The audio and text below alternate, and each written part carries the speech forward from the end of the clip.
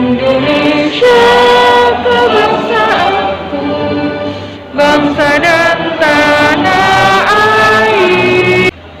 Mudah-mudahan hari ini nanti apa yang kita harapkan, apa yang kita impikan itu bisa terlaksana dengan baik. Kedepannya juga kita siap menghadapi kehidupan.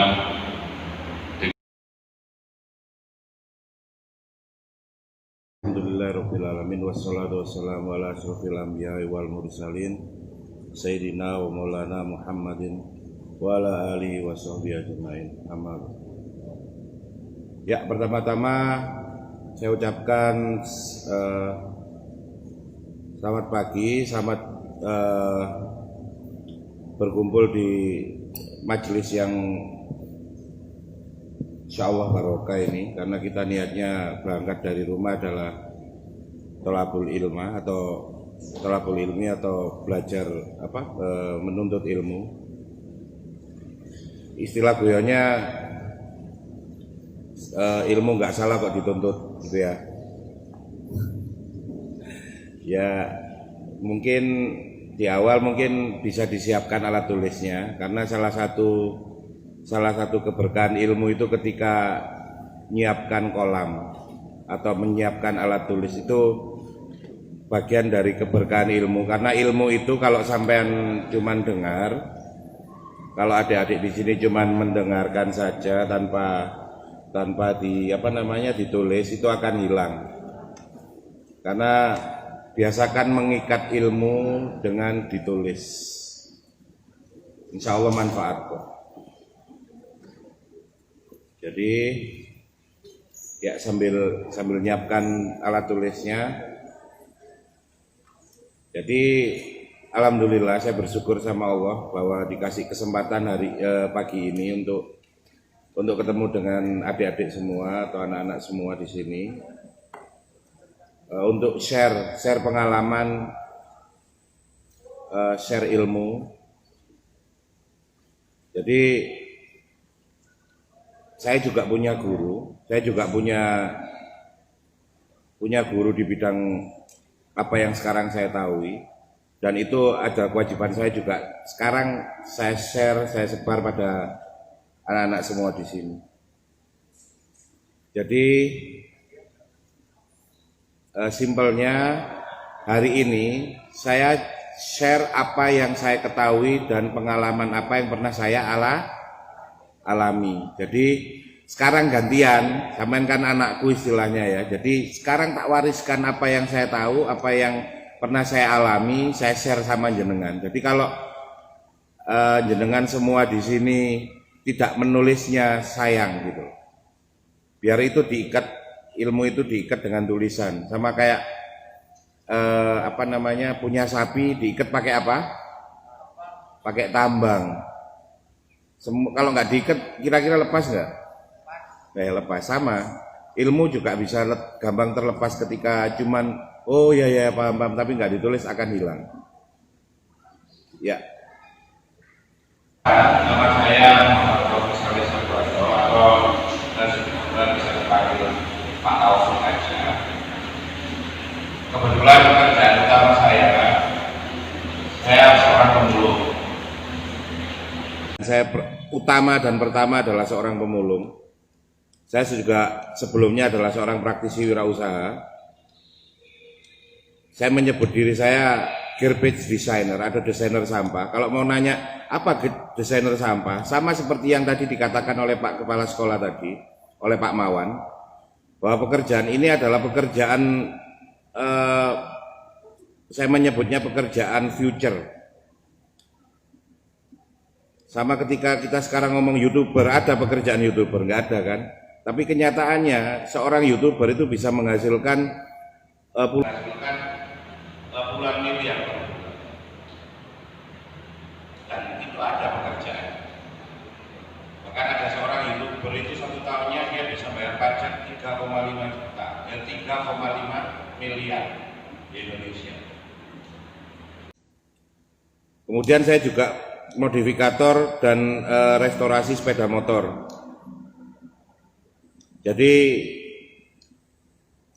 kalau di sini ada kelas modifikasi mesin dan bodi, Saya juga seorang modifikator. Dan saya juga konsultan perusahaan dan UKM. Terus pelatih pengusaha pemula dengan konsep making money from zero. Making money from zero itu adalah semangatnya para pebisnis asli. Kalau sekarang di gambaran adik-adik semua, pasti pertanyaannya adalah anak-anak semua, pasti pertanyaannya kalau mau usaha butuh apa? Ayo keras yang keras. Modal. Dan modalnya dalam bentuk uang. Lah terus yang nggak punya uang, saya nggak punya modal gimana? Di sini logika kebanyakan orang kita balik. Mulai sekarang bisnis kok modal dengkul? Ya memang kalau buat saya ya memang harus modal dengkul. Bisnis itu harus modal dengkul. Coba sekarang kalau sampean langsung tak modali, tak kasih 10 juta, 10 juta, 10 juta, 10 juta, 10 juta. Yang ada kepikiran di pikiran kalian langsung jawab ya. Pengen apa? Nah, sepeda R15 ada lagi. Begitu kalian saya kasih 10 juta, sekarang langsung ngapain? Coba jawab. Angkat tangan. Beli sapi. Oke, terus ada lagi. Ada 10 juta. Oke, kalau 10 juta kurang, tak kasih 100 juta. Kalian masih punya cita-cita apa? Ayo jawab. Yang keras. Beli tanah. Terus buka usaha. Terus ada lagi. Ya, Bapak? Pergi hajikan orang tua. Ada yang beli R15, ada yang hajikan orang tua, ada yang beli sapi, ada yang beli tanah. Yang masih beli sapi sama tanah oke lah. Tapi saya jamin kalian nggak ada yang jalan bisnisnya. Begitu sampean tak kasih uang 100 juta, langsung ganti handphone, Pak. Ya apa enggak? Ya karena itu pikiran orang nggak ngerti bisnis. Kalau saya modal satu buah, ya ini ya, masalahnya adalah kita itu seringkali dalam hidup kita itu, jadi biar kalian bisa bedain antara Rambo sampai Hansip. Rambo itu meskipun tahu Rambo ya, zaman kalian ada Rambo tahu ya. Rambo itu meskipun dia cuman membawa panah, dia bisa ngalahkan yang bawa tank.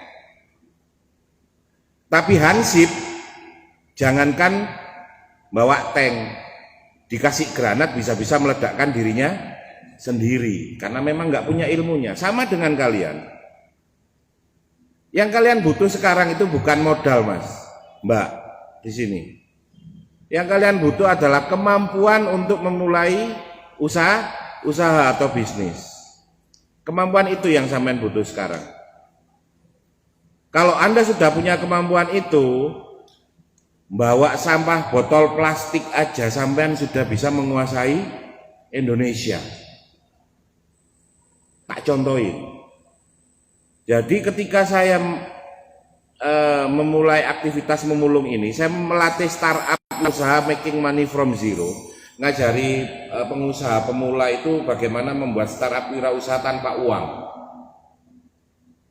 Sampean tanpa uang, Pak. Emang sehebat apa sampean jadi pemulung, Pak? Tak dudono. Kesulitannya sekarang adalah kita kebanyakan tahu yang online, sampai kita tidak peka terhadap sekitar kita. Jadi kalau sampean ditanya pernah belajar dari apa, tahu apa, semakin kesini semakin tidak peduli. Saya jamin cewek-cewek di sini tidak mencuci bajunya sendiri dan tidak sampai hari ini belum bisa memasak untuk makanannya sendiri. Ya apa enggak? Jujur. Biasa masak sendiri untuk dirinya sendiri? Insya Allah tidak. Bahkan mencuci pun kalian tidak pernah mencuci, yang laki atau perempuan. Ini yang saya sebut, makanya kualitas kalian tidak akan sanggup menghadapi nanti kehidupan ke depan yang makin keras. Karena kalian tidak pernah beraktivitas. Yang kuat dari kalian hanyalah apa? Jempolnya saja. Insya Allah kayak gitu. Ya, jadi saya nggak akan ngomong tentang konsep wirausaha dengan bagaimana dengan A sampai Z dengan kemampuan tangan sih ketinggian. Mungkin yang saya bisa ajarkan adalah bagaimana melihat sekitar kita untuk dijadikan peluang usaha. Terbukti sampai sebesar ini saya yakin belum bisa cuci piring pun saya rasa belum.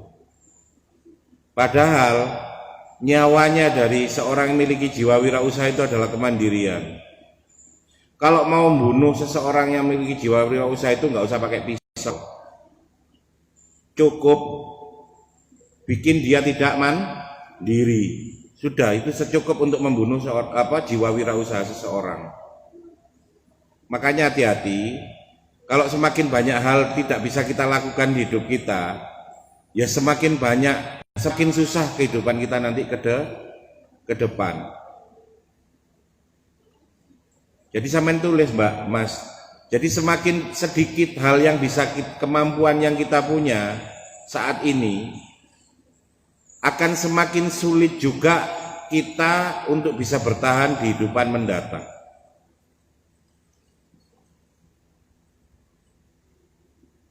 Jadi bagaimana nyikat kamar mandi aja nggak pernah, ngepel nggak pernah, nyuci baju nggak pernah, bahkan cuci piring pun kadang iya kadang enggak. Jadi tidak pernah ada latihan kemandirian, dan jangan harap ketika Anda tidak punya kemandirian Anda akan jadi sesuatu. Insya Allah tidak. Makanya yang akan jadi orang hebat adalah orang yang keluarga miskin, yang hidupnya keras.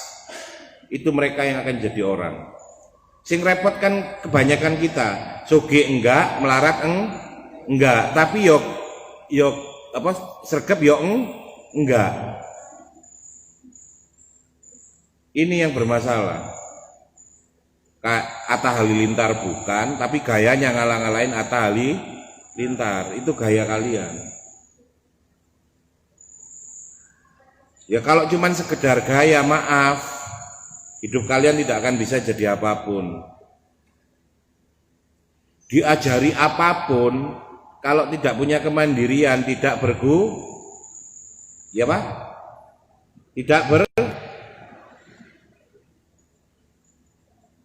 tidur ya, steady.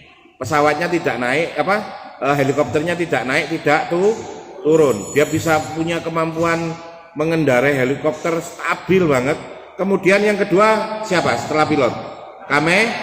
Kameramen.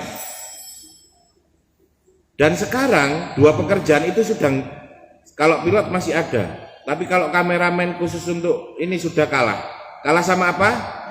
Ya.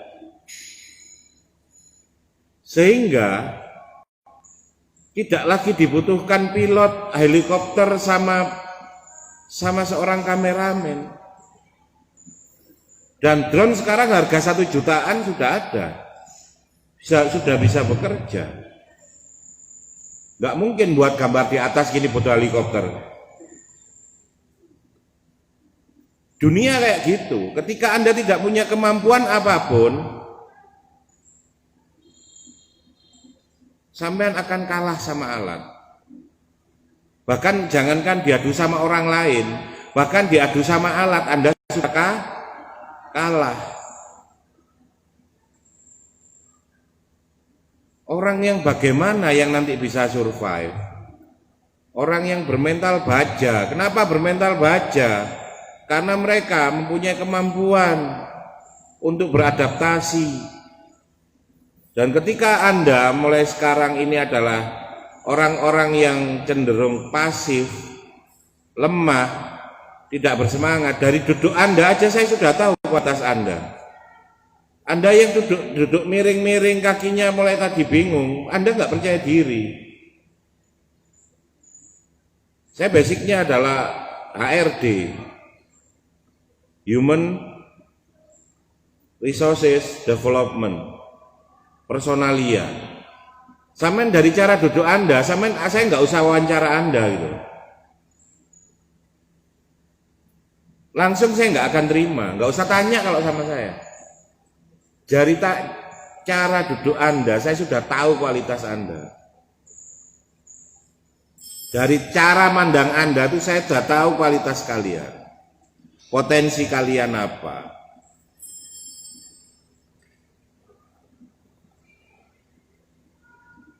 Jadi sekarang, kondisi sekarang ini, seseorang yang akan bertahan di masa depan adalah seseorang yang mampu sedini mungkin bisa memulai usahanya. Sedini mungkin. Bahkan Nabi itu belajar wirausaha umur berapa? Ada yang tahu di sini? Kalau tahu saya kasih hadiah. Ada yang tahu? Nabi Muhammad itu umur 12 tahun sudah berniaga ke negeri Syam. Sedangkan beliau tinggal di mana? Mekah. Syam itu di daerah sekitar Palestina. Berarti sudah mana? Sudah berdagang antar negara. Sedangkan kalian umur 12 tahun ditinggal bapak ibumu 2 hari seperti membunuh diri kalian sudah. Nabi sudah nyontoin. Umur 12 tahun sudah berniaga ke negeri Syam. Sedangkan kalian umur gini bisamu cuma apa? Habis-habisin kuota, sama habis-habisin oksigen, sama habisin makanan. Mending sapi bisa dipotong, bisa dijual. Kalian dijual laku berapa? Sekolah itu hanya menyediakan ruang berpikir, tapi tidak banyak murid yang memanfaatkan. Sehingga 3 tahun dia kuliah di sekolah di SMK, 3 tahun dia cuma mendapatkan ijazah. Sedangkan ijazah itu bukti kalau Anda pernah sekolah aja, tapi bukan bukti kalau Anda pernah berpikir. Makanya kalian terus bingung nanti, kakak-kakak kalian yang cuma sekedar lulus itu bingung, ijazahnya difotokopi terus kemudian ditawar-tawarkan ke perusahaan.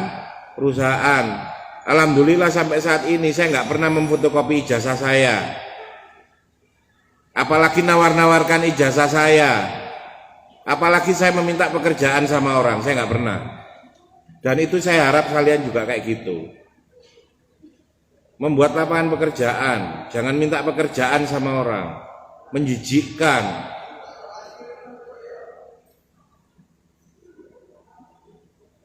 Berbisnis itu membuatmu dapat keuntungan value dan uang.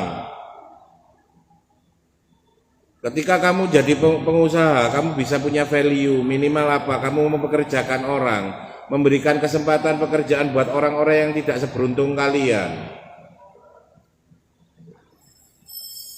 Pernah berpikir sampai situ? Belum, alhamdulillah, Yang keras ya Pak? Alhamdulillah belum. Jangan pernah berharap pengetahuan didapatkan dari kurikulum sekolah. Karena meskipun kamu hafalkan semua kurikulum, semua pelajaran kamu hafalkan, itu nggak ada gunanya. Karena kalau cuma sekedar pinter, Google itu lebih pinter.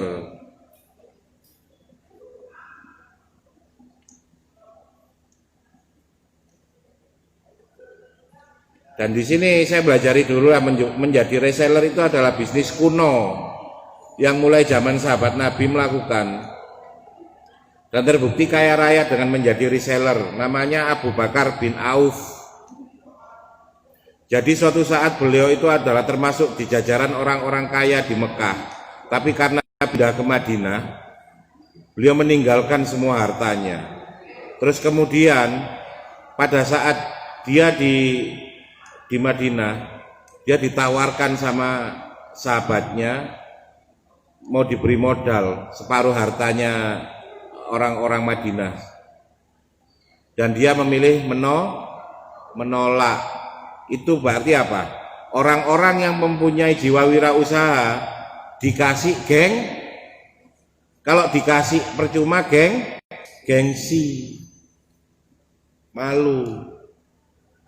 Malah dia cuman ngomong gini, saya nggak mau menerima separuh harta pemberianmu, cukup tunjukkan di mana pasar. Dia cuma nanya tunjukkan di mana pasar. Dan beberapa hari kemudian dia bekerja di pasar, sudah mendapatkan emas sebesar kelereng. Dan itu cukup untuk dia meminang istrinya untuk dibuat sebagai mahar. Hanya beberapa hari bekerja, dan dalam waktu 1 tahun dia kembali menjadi orang terkaya ketiga di Madinah. Itu bedanya. Kalau saya sampean kasih uang 10 juta, tahun depan jadi berapa? Jadi ratusan juta. Kalau sampean sekarang tak kasih 1 miliar, setahun kemudian wis keren kok. Jadi Abdurrahman bin Auf adalah salah satu di antara orang terkaya di Mekah, gitu kan? Itu tak ceritain tadi. Jadi kemampuan beliau itu adalah menjadi broker. Ya kalau sekarang bahasa kerennya reseller gitu ya. Nggak ikut punya barang tapi membantu menjualkan. Dan menjadi reseller itu harus paham maunya yang mau calon pembelinya, dia tahu, dia langsung paham sama orang. Katakanlah kamu dari matamu tahu kamu orangnya semangat di awal kan, nah tengah-tengah melarikan diri kan, ya apa enggak? Loh, dari matamu saya sudah tahu. Kau nggak percaya dirian kan, ya kan, gagap kan. Loh. Makanya dari cara dudukmu saya tahu kualitas kamu. Nah, duk. Kalau kamu yang terbiasa membantu orang tuanya, angkat tangan.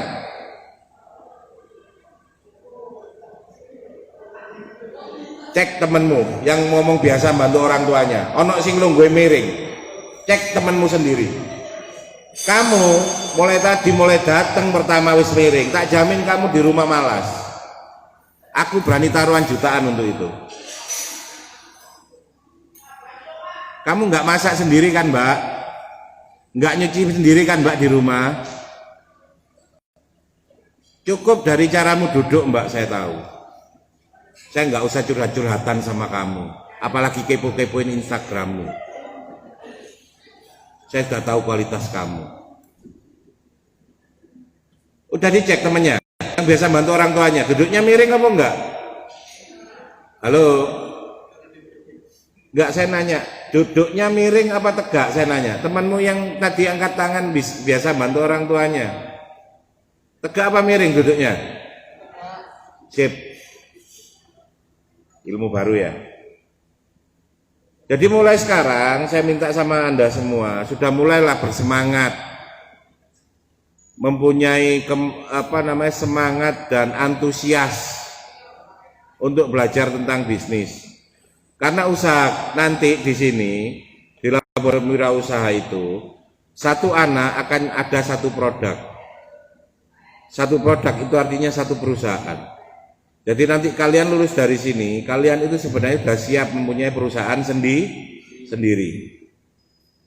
Cuman permasalahannya, lek duduk musik miring, terus pandanganmu kosong, sik ndanga, terus insya Allah ya mangap.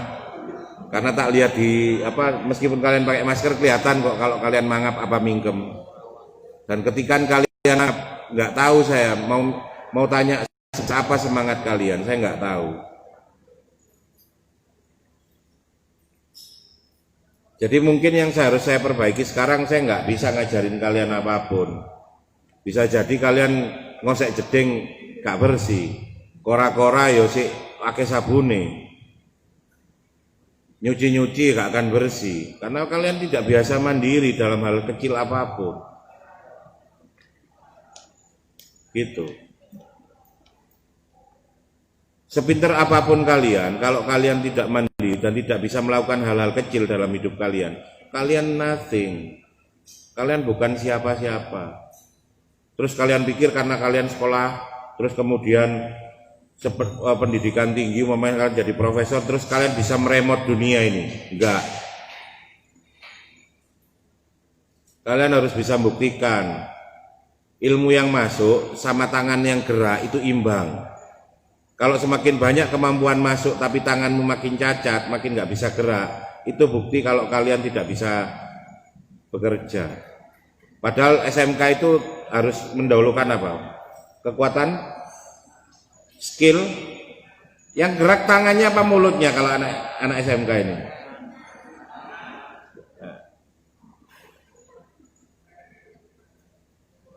Udah mulai tegak nggak duduknya ini? Udah mulai ya? Nah, gitu kan sampai nek lurus ngono ayu, Mbak. Mulai teko nglemiring ya kok karung disendekno nang tembok. Jadi sorry, saya tahu kalian nggak usah curhat-curhatan sama kalian, saya tahu. Dari kalian duduk, cara kalian diam, cara kalian antusias mencatat. Kemudian saya lihat satu-satu, terus kemudian kalian ketika saya kasih tanya angkat tangan, itu sudah menunjukkan kalian yang ringan tangan di rumah, bekerja apapun di rumah, membantu orang tua kalian, duduk kalian tegak.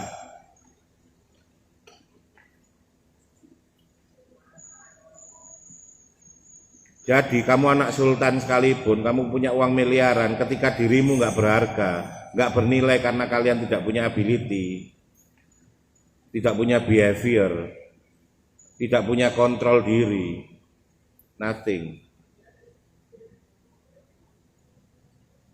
Entek sing ngono, masih konsultan, masih wong tuamu sultan. Jadi itu ya mungkin di online biasanya kamu diajarin tentukan produk yang akan dijual, ya segitu-gitulah yang ada. Tapi saya nggak ngajarin itu nanti. Itu yang biasa ditulis-tulis di Google itu, ya yang itu. Tapi tidak seperti itu. Jadi kekuatan orang itu adalah di apa? Bisa dibaca? Ayo bareng 1, 2, 3 apa? Yang keras, apa sah? Jadi emotional resilient. Kon kok goleki nang buku-buku nang perpustakaan nang anu gak kira nemu. Karena rata-rata ilmu iki, kemampuan ini masih dibahas di mana? Di luar sana. Wong Indonesia sih gorong. Wong Indonesia sih bahas cilok. Jadi kemampuan memiliki kelenturan emosional. Sehingga apa? Ketika kamu dibakar, kamu tidak terbakar. Ketika kamu dibekukan, kamu tidak beku. Ketika kamu disiram, kamu tidak basah.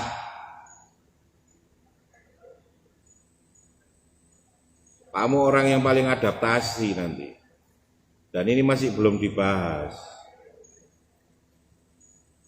Jadi kenapa orang Indonesia itu baperan? Kenapa orang Indonesia lemah, gampang bunuh diri? Karena tidak punya kelenturan emosi. Dibully tok kepingin mati. Diputusin pacarnya kepingin mati.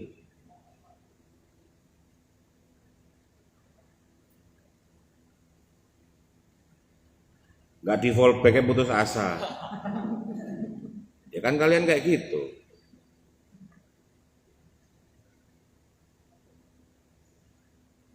Insya Allah kalian masih belum hancur. Tapi hancur sekalipun ketika kalian memiliki mental yang bagus, kalian akan bangkit.